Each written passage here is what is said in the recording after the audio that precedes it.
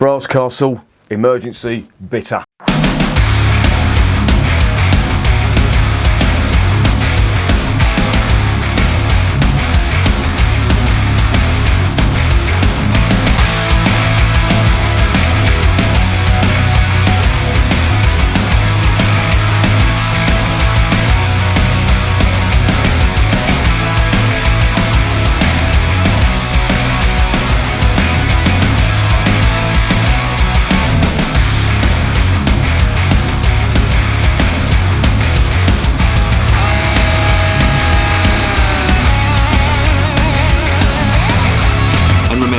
Life is too short to be drinking shitty beer.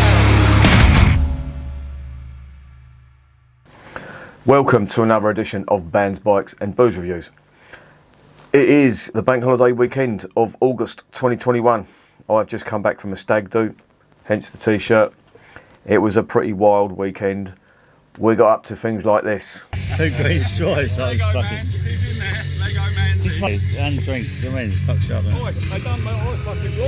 Here we have Gunner, Yeah. Griff, Wilf, Griff. Who the fuck's Griff? I don't know. We have Tarquin, Stephen Hawkins over there, Bush. I don't know your mate. That's Jack. Jack. How you doing, mate? You alright? You got Megs? Jack. The birthday boy. No, it's not. It's a stag do, isn't it? Stag do. Fucking stag do. Clues in the fucking question, isn't it? I don't know your mate over there. He looks like his name's Mario. Sam, how you doing, mate? There's young Paul. No, I had a mate called Mario. Tell him for it. He looked like just like him. He's fatty. He's just beat anorexia. At the end of it, you've got the option to let go.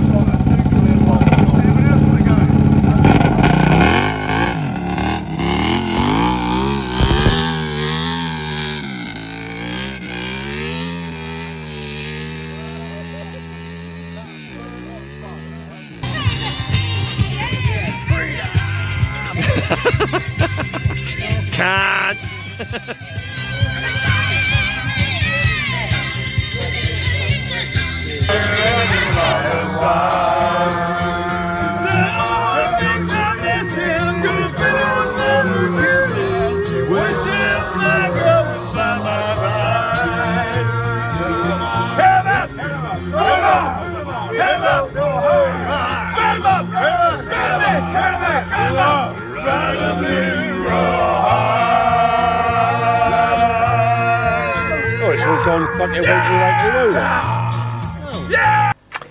Yeah, it was that kind of weekend. Anyway, today it is the Sunday. I am struggling with a hangover and I need a hairy dog. And Percy's outside, but he's not coming in because he's been, quite frankly, a pain in the ass. He's run up the stairs and he's farted, and every step he's taken he's farted, and the smell could strip wallpaper. It's that bad. So that's why he's outside. Anyway, I've got a can of this stuff. This is emergency bitter, and it's from the Brass Castle Brewery from People's Republic of Yorkshire. It's from a place called Malton. Now, I've had a couple of beers from Malton brewers before. There's a few of them up there. But the Yorkshire pudding, I think the Yorkshire pudding beer from the Yorkshire Pudding Brewery came from Malton. That was outstanding, that beer.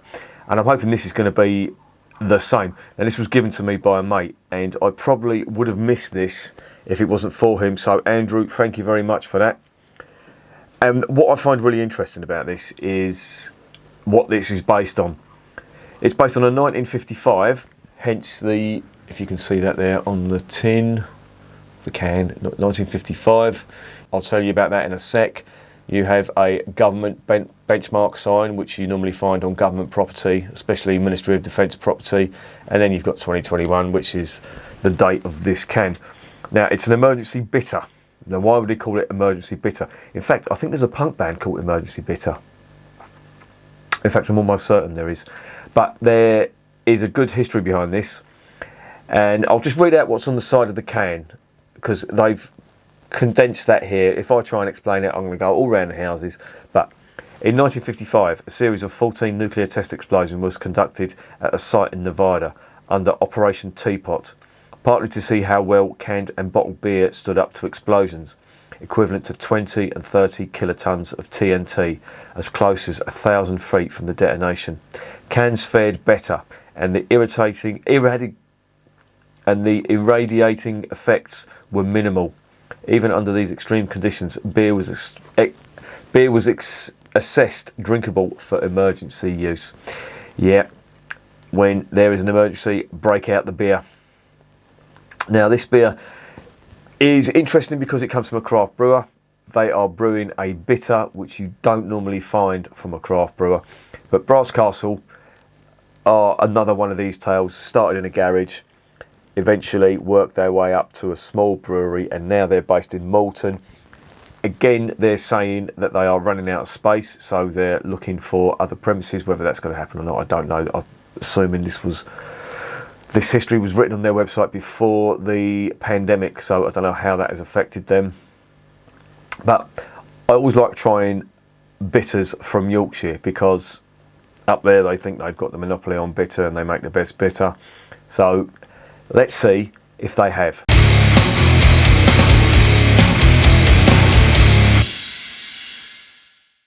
Right, before we start, I'll just get a few things out of the way. It is a 440ml can. It's 3.9%, which is a good sessionable ABV. The IBUs on this are 20, which is quite sweet for a bitter. Normally, as the name would suggest, the international bittering units will determine how bitter a beer is. Of course, they all have to be taken into context, because if you get, for example, a 40 IBU beer, you would say that was quite bitter. But on the range of an American IPA, that's about right. If you got a 40 IBU lager or pilsner, that would be extremely bitter. And it works vice versa as well. So, for example, a lot of the wheat beers that you find, especially the German ones, the IBU is very low, normally around 17 and 20. Your average for a lager is about 25 or thereabouts, sometimes less, sometimes more. Bitters, they're not normally this low, so this could be quite malt heavy.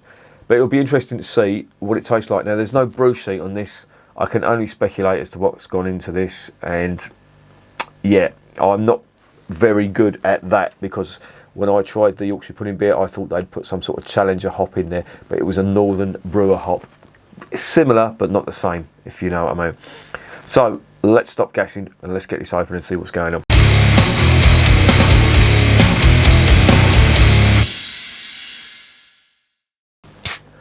Right, this has been... Oh, you bastard.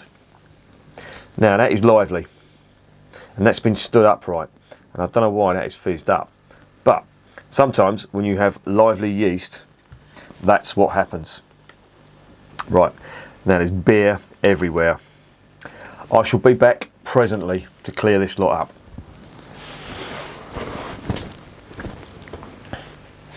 Right, I have cleaned up as best I can.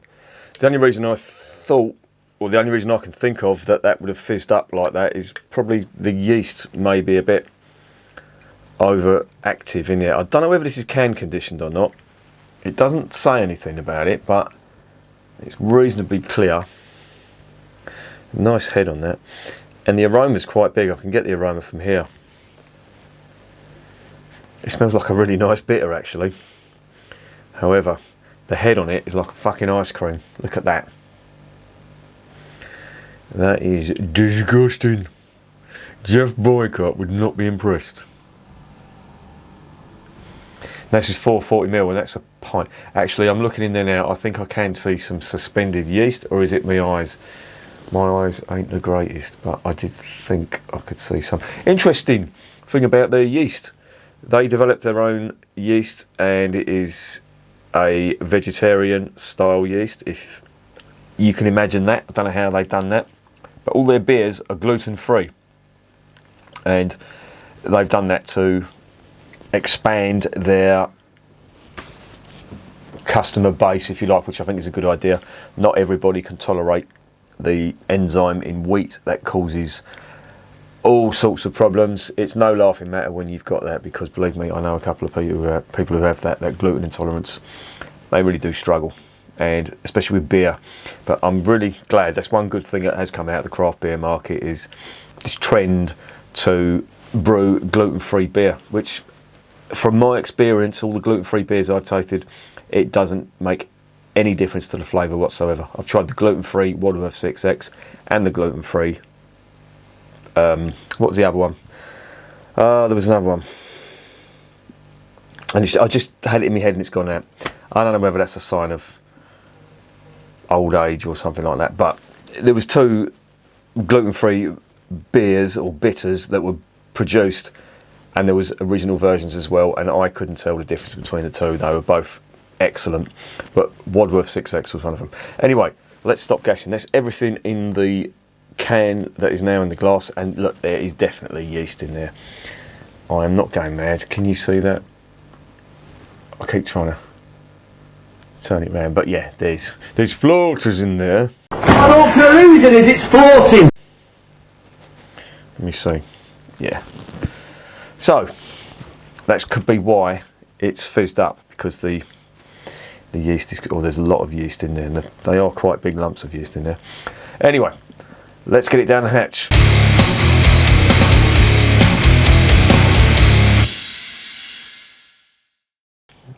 Bottoms up.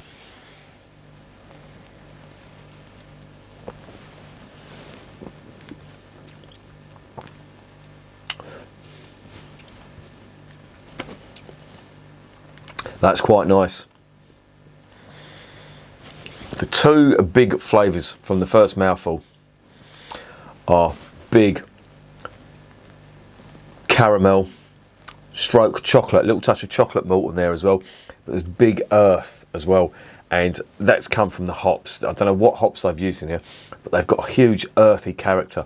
Now, I've had these type of aromas and flavours from beers that I've tried, craft beers, craft cask beers, I should say, pale ales normally, that I get in a pub in, where is it, Maidstone, and you get that lovely earthy flavour.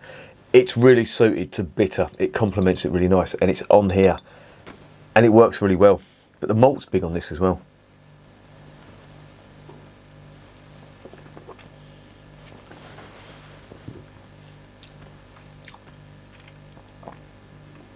The only thing that for me that lets it down is the finish.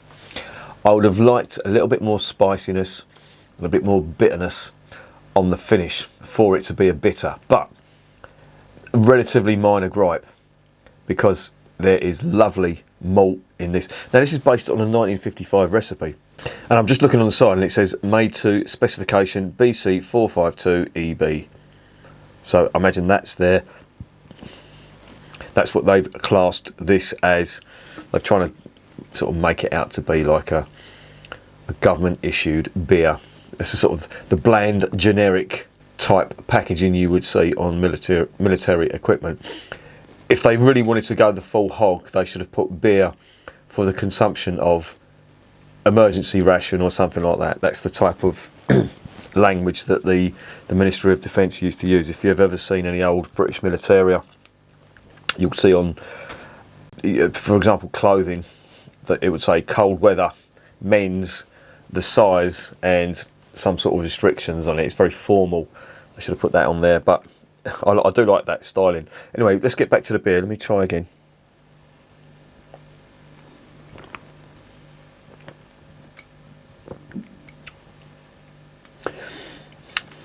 That is quite nice, I have to say. But the only gripe is just the bitterness on the finish. Now, this isn't their concoction, as I said. This is brewed to a 1955 recipe. Where they got that from, I don't know. I'd love to know where it was uncovered, because I do like seeing these old brew sheets. They're really interesting because if you contrast them from certain years, you will see that recipes change. Now, when I go on about Marston's changing recipes, it's not something that I like to see, but it's not, in the words of Tom Jones, it's not unusual, because brewers have been doing that for, I would say, centuries. There's a really good website, it's a blog type website, and there's also a Twitter account for, it's called Shut Up About Barclay Perkins. And I'm trying to remember the fella's name, Patterson, I think his name is. Can't remember his first name. But it's a goldmine of information if you're interested in brew sheets.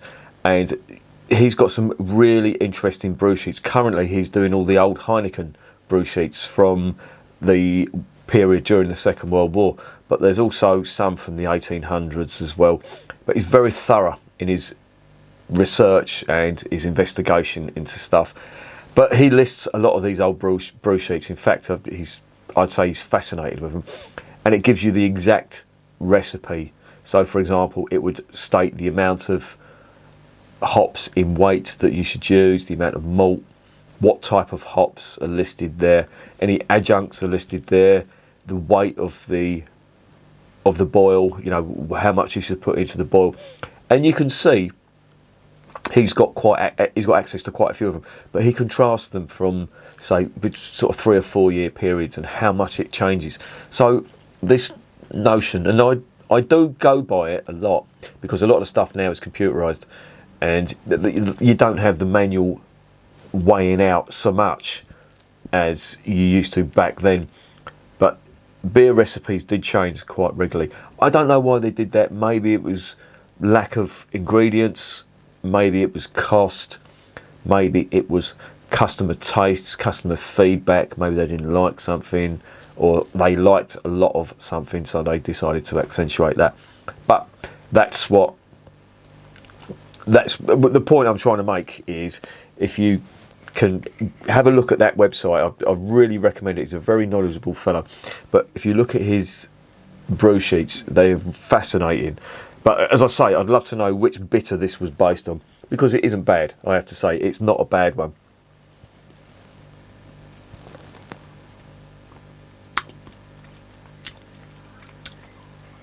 There is a little bit of a strange taste on it, and I'm racking my brains trying to sort of work it out, but it's a cross between like an earthy style and a kind of a biscuity malt, but it's not, if you know what I mean.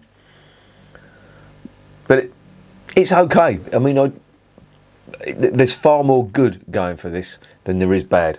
Now, if this is what bitter tasted like in 1955, you remember, if this was the UK in 1955, there would be rationing.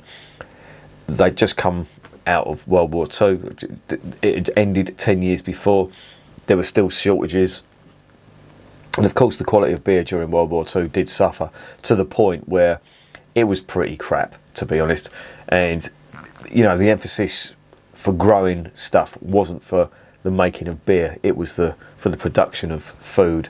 And arable land was quite a precious commodity back then.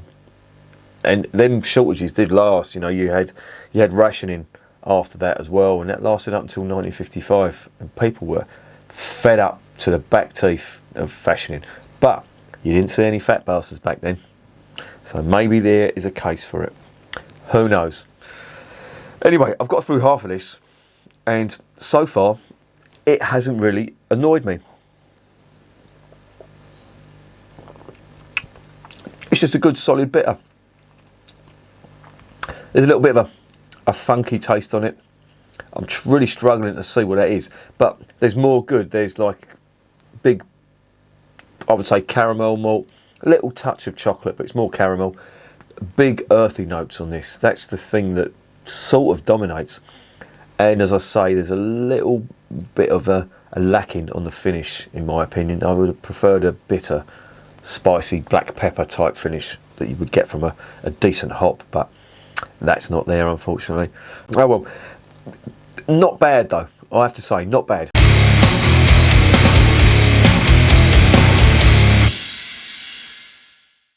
So what is the verdict on Brass Castle Emergency Bitter?